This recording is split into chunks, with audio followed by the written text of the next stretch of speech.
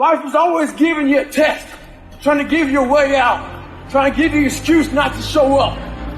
But guess what?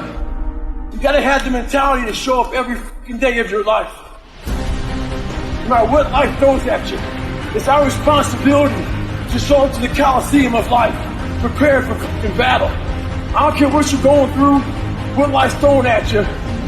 It's your responsibility to find your new 100%. Take it upon yourself to do that. Stop making excuses. Stop complaining. Nobody's listening. The market doesn't care.